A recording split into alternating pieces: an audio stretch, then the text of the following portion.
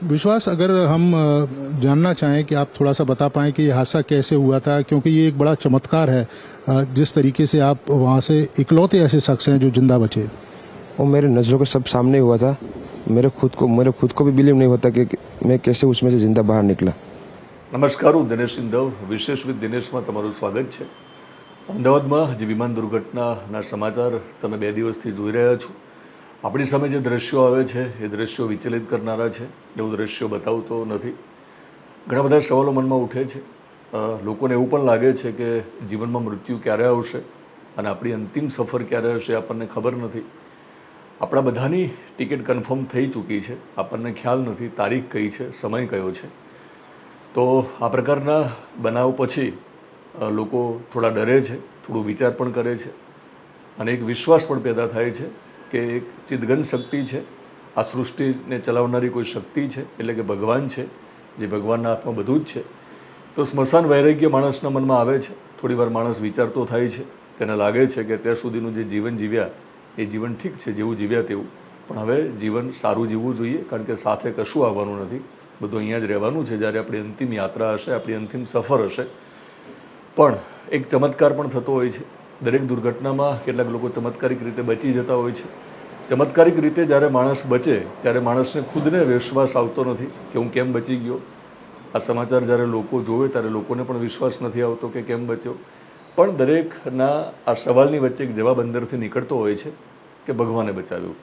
તો ભગવાન શા માટે બચાવે છે? તો આપણને બધાને ખ્યાલ છે કે આપણે જે પુણ્ય છે એ પુણ્યનું ભાથું જો આપણા સુધી હોય અને એટીએમમાં જે પૈસા છે જો આપણે વાપરી ન નાખ્યા હોય તો એટીએમમાંથી પૈસા નીકળે તો આપણે સારા કર્મો કર્યા હશે, એનું જો પુણ્ય હશે તો એ પુણ્ય આપણને બચાવતું હોય છે।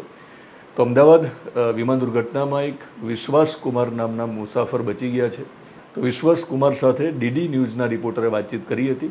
વિશ્વાસ કુમારને પણ વિશ્વાસ નથી કે તેઓ કેવી રીતે બચી ગયા છે, તેમને આજે પણ ચમત્કાર લાગી રહ્યો છે। તો ડીડી ન્યૂઝ સાથેની વાતચીતમાં વિશ્વાસ કુમારે શું કહ્યું તે ચાલો જોઈએ। क्योंकि थोड़ा टाइम लिए के तो मेरे को लगा था कि मैं भी मरने वाला हूँ, लेकिन जब मेरी आँख खुल के मैं देखा ना तो मुझे लगा मैं ज़िंदा हूँ।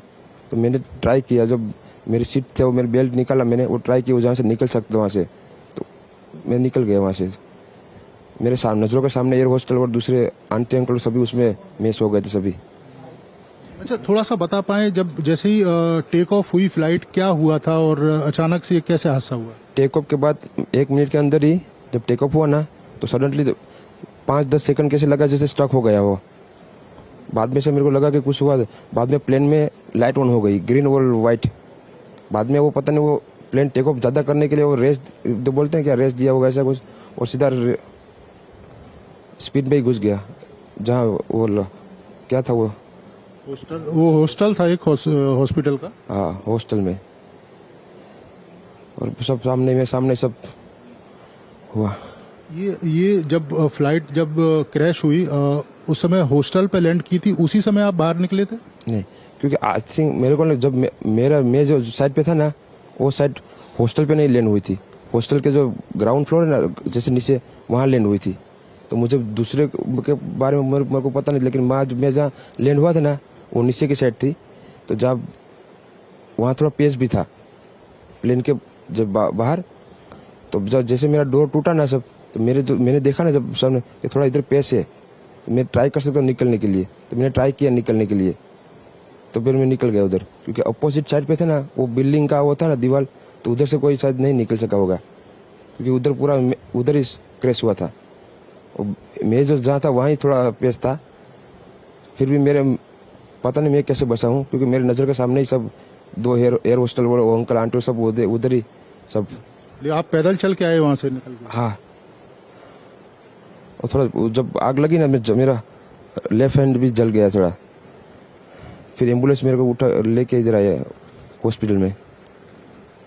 अभी इलाज वगैरह कैसा हो रहा है? अभी कैसा फील कर रहे हैं आप? इलाज बहुत अच्छा, यहाँ के लोग बहुत सपोर्टिंग है, बहुत अच्छा इलाज कर रहे हैं सब। ये आपने देखा विश्वास कुमार, जो इकलौते शख्स थे जो इस हादसे में जिंदा बचे थे। प्रधानमंत्री यहाँ पर पहुंचे घायलों को देखने के लिए, क्योंकि जब हवाई जहाज क्रैश हुआ उसके आसपास भी कई सारे लोग थे जो घायल हुए थे, जिनका इलाज अहमदाबाद के सिविल हॉस्पिटल में चल रहा है।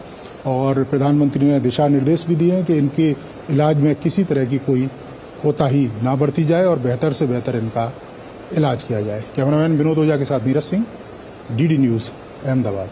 તો આ ઘટનામાંથી આપણે પ્રેરણા લઈને આપણે પણ અત્યારથી જ એવો પ્રયત્ન કરીએ કે સારા કામ કરીએ, લોકોને મદદરૂપ બનીએ, લોકોના જીવનમાં બદલાવ આવે તેના માટે સતત પ્રયત્નશીલ રહીએ, જેથી કરીને જ્યારે જીવન મૃત્યુનો નિર્ણય લેવાની વાત આવે તો ભગવાન આપણને બચાવી લે.